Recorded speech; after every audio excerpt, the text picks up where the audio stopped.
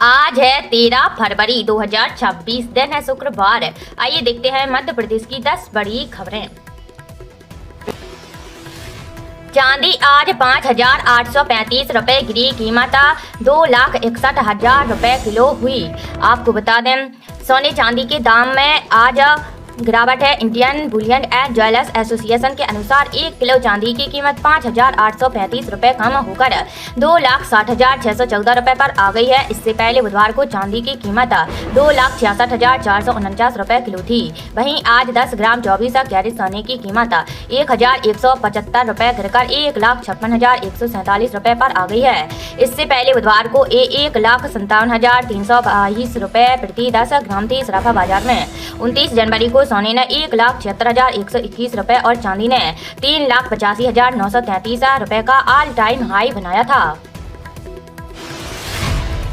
MP में बादल छाए, दिन का टेम्परेचर लड़का। आपको बता दें एमपी में फिर से बादल छा गए हैं। वेस्टर्न डिस्टर्बेंस और टर्फ के असर से भोपाल, इंदौर, ग्वालियर समेत कई शहरों में बुधवार को बादल रहे, जिससे दिन का टेम्परेचर भी लुढ़क गया। मौसम विभाग की माने तो अगले 5 दिन में पश्चिमी हिमालयी क्षेत्रों में 2 वेस्टर्न डिस्टर्बेंस एक्टिव हो रहे हैं। इस वजह से बारिश का अलर्ट नहीं है, लेकिन बादल जरूर छा रह सकते हैं। इधर अगले 3 से 4 दिन तक ठंड का असर बरकरार रहेगा, खासकर देर रात और सुबह के समय सर्दी रहेगी। सीनियर मौसम वैज्ञानिक ने बताया कि वर्तमान में सिस्टम के असर की वजह से बादल आने वाले दिनों में दिन रात के तापमान में बढ़ोतरी का ट्रेंड रहेगा। सर्दी का एक और दौर आएगा। मौसम विभाग के अनुसार वर्तमान में पहाड़ों में बर्फबारी हो रही है, साथ ही कई राज्यों में बारिश का दौर भी चला रहा है। सिस्टम गुजरने और बर्फ पिघलने के बाद मौसम में फिर से बदलाव देखने को मिलेगा। अगले कुछ दिन में तापमान में गिरावट का दौर भी देखने को मिल जाएगा। हालांकि सर्दी तेज नहीं रहेगी। रात में ज्यादातर शहरों में तापमान 10 से 12 डिग्री के बीच ही रहेगा। 10,000 करोड़ सीधे किसानों के खाते में जाएंगे। आपको बता दें मुख्यमंत्री विष्णुदेव साय की अध्यक्षता में आज मंत्रालय महानदी भवन में आयोजित मंत्रिपरिषद की बैठक में राज्य के किसानों के हित में एक महत्वपूर्ण निर्णय लिया गया है। समर्थन मूल्य पर धान बेचने वाले किसानों को 3100 प्रति क्विंटल के मान से अंतर की राशि होली पर्व से पूर्व एक मुश्त प्रदान की जाएगी। इस निर्णय के तहत लगभग 10,000 करोड़ की राशि 25 लाख से अधिक किसानों के खाते में सीधे हस्तांतरित की जाएगी। उल्लेखनीय है कि खरीफ विपणन वर्ष 2025-26 में राज्य के 25,24,339 किसानों से लगभग 141,04,000 मीट्रिक टन धान की खरीदी की गई है। कृषक उन्नति योजना के अंतर्गत बीते 2 वर्षों में किसानों को धान मूल्य अंतर की राशि के रूप में 25,000 करोड़ से अधिक का भुगतान किया जा चुका है। होली से पूर्व किसानों के खाते में 10,000 करोड़ के भुगतान के साथ यह राशि बढ़कर 35,000 करोड़ से अधिक हो जाएगी। मुख्यमंत्री ने उज्जैन में किया हरिया खेड़ी जल आवर्धन परियोजना का भूमि पूजन। 1133 करोड़ 67 लाख रुपए की परियोजना से होगी संगस्त 2028 में शुद्ध पेय जल की पर्याप्त व्यवस्था। आपको बता दें मुख्यमंत्री डॉक्टर यादव उज्जैन के ग्राम हरिया खेड़ी में जल आवर्धन परियोजना के भूमि पूजन अवसर पर आयोजित कार्यक्रम को संबोधित कर रहे थे। मुख्यमंत्री डॉक्टर यादव लगभग 47 करोड़ 23 लाख रुपए के लागत के 11 विकास कार्यों का लोकार्पण एवं भूमि पूजन किया है। मुख्यमंत्री डॉक्टर यादव की अध्यक्षता में हुए कार्यक्रम में बताया गया कि हरिया खेड़ी परियोजना को 24 माह में पूर्ण कर लिया जाएगा। हरिया खेड़ी एवं गंभीर पर 2 नए इंटेक वेल का निर्माण किया जा रहा है। इसके अंतर्गत नए जल शोधन संयंत्रों का निर्माण और 17 नए ओवरहेड टैंक बनाए जाएंगे। योजना के अंतर्गत 708 किलोमीटर पाइपलाइन का नया वितरण नेटवर्क विकसित किया जाएगा तथा पुरानी एसीपी पाइपलाइन भी बदली जाएगी। बाइक समेत पुलिया से नीचे गिरे 3 युवक की मौत। आपको बता दें सिवनी मालवा के हतनापुर स्थित की ढाबे के पास गुरुवार सुबह पुलिया के नीचे 3 युवकों के शव मिले। आसपास से गुजर रहे ग्रामीणों ने पुलिया के नीचे 2 व्हीलर और 3 शव पड़े देखे। ग्रामीणों ने तत्काल डायल 112 पर सूचना दी। मौके पर पहुंचे पुलिस कर्मियों ने तीनों शवों को कब्जे में लेकर पोस्टमार्टम के लिए भिजवाया है। हादसे की वजह का पता लगाने में जुटी पुलिस। सिवनी मालवा पुलिस घटना स्थल का निरीक्षण कर हादसे की वजह की जांच कर रही है। आसपास के लोगों से पूछताछ की जा रही है। फिलहाल इसे हादसा ही माना जा रहा है। राजस्थान में फ्री इलाज, किसानों को सस्ती बिजली। आपको बता दें, राजस्थान की वित्त मंत्री दिया कुमारी ने बुधवार को लगातार तीसरा फुल बजट पेश किया है।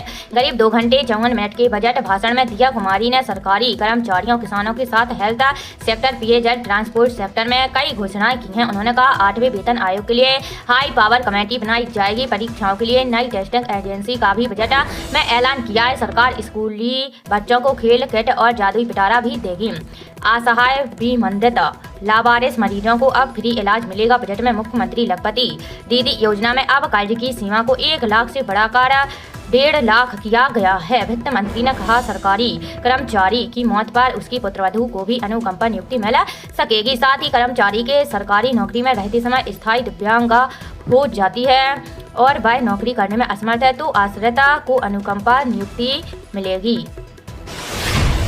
10 ट्रेड यूनियनों के भारत बंद का मिला जुला असर। आपको बता दें, गुरुवार यानी कि 12 फरवरी 2026 को देश भर में भारत बंद का आह्वान किया गया है, जिससे कई राज्यों में जनजीवन प्रभावित है। किसान संगठनों और 10 केंद्रीय ट्रेड यूनियनों के संयुक्त मंच ने इस हड़ताल का ऐलान किया है। पंजाब में भारत अमेरिकी की ट्रेड डील के खिलाफ हड़ताल। पंजाब में भारत और अमेरिका के बीच हुई ट्रेड डील के खिलाफ ट्रेड यूनियन, किसान संगठन और कर्मचारी संगठन आज हड़ताल पर है। कई जिलों में इसका मिला जुला असर देखने को मिल रहा है। कॉन्ट्रैक्ट कर्मचारी हड़ताल पर है, लेकिन रेगुलर कर्मचारी सेवाएं मुहैया करवा रहे हैं। सरकारी विभागों में कामकाज जरूर प्रभावित हो रहा है, लेकिन बिल्कुल बंद नहीं है।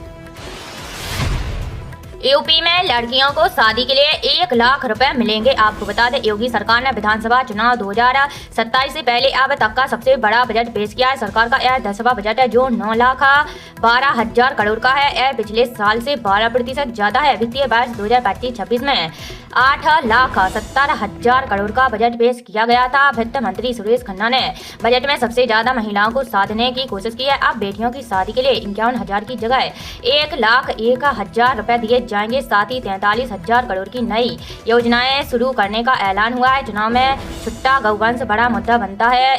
इनके रखरखाव के लिए 2,000 करोड़ के बजट का प्रावधान किया गया है। सबसे बड़ी युवा वर्ग लुभाने के लिए 10 लाख रोजगार देने का वादा किया गया है। सीएम युवा उद्यमी योजना के तहत 5 लाख रुपए तक का लोन बिना ब्याज, बिना गारंटी मिलेगा। मेधावी छात्राओं को 400 करोड़ रुपए से स्कूटी बांटी जाएंगी। हालांकि पिछले साल भी बजट में इसका प्रावधान किया गया था, लेकिन किसी को नहीं दी गई है। वृंदावन के होटल में भीषण आग लगी। आपको बता दें, मथुरा के वृंदावन में नए बने सिद्धि विनायक होटल में बुधवार को भीषण आग लग गई। इससे होटल के अंदर घना धुआं भर गया। इसमें 3 लोग बुरी तरह झुलस गए, जबकि 40 लोग होटल के अंदर फंस गए हैं। आज ही होटल का उद्घाटन हुआ था। इसके कुछ ही घंटे बाद आग लगने से पूरे इलाके में अफरा तफरी मच गई। सूचना मिलते ही पुलिस और फायर ब्रिगेड की 6 गाड़ियां मौके पर पहुंची और आग बुझाने में जुट गई हैं। अंदर फंसे लोगों को सुरक्षित बाहर निकालने के लिए क्रेन की मदद से रेस्क्यू ऑपरेशन चलाया गया है। प्रशासन ने आसपास के क्षेत्र को खाली करा दिया, पूरे इलाकों को सुरक्षा घेरे में ले लिया है। शॉर्ट सर्किट से आग लगने की बात कही जा रही है। CBSE 12वीं की 1 करोड़ कॉपियां डिजिटल चेक होंगी। आपको बता दें, इस बार CBSE 12वीं के 17 लाख से ज्यादा स्टूडेंट्स की कॉपियां ऑन स्क्रीन मार्किंग सिस्टम से जांची जाएंगी। मतलब एक ही इन्हें डिजिटल तरीके से जांचा जाएगा। CBSE 12वीं की बोर्ड परीक्षा 17 फरवरी से 10 अप्रैल तक होनी है। इसके लिए हर छात्र की सभी आंसर शीट्स के हर पन्ने को परीक्षा केंद्र में ही स्कैन करके कंप्यूटर सिस्टम में अपलोड किया जाएगा। करीब 1 करोड़ कॉपियों के लगभग 32 करोड़ पन्ने स्कैन करके अपलोड होंगे। परीक्षा का इन डिजिटल कॉपियों की जाँच करके ही नंबर देंगे। 10वीं बोर्ड परीक्षाओं की कॉपियों की चेकिंग पहले की तरह कागज पर ही होगी। CBSE के परीक्षा नियंत्रक संयम भारद्वाज के मुताबिक इस नई व्यवस्था से उत्तर पुस्तिकाओं के ट्रांसपोर्ट में लगने वाला समय और खर्च बचेगा। शिक्षक अपने स्कूल में रहते हुए ही मूल्यांकन कर सकेंगे। बच्चों की नियमित पढ़ाई प्रभावित नहीं होगी। मूल्यांकन को अधिक पारदर्शी, तेज और गलती रहित बनाने के मकसद से बोर्ड ने यह प्रणाली लागू करने का फैसला लिया है।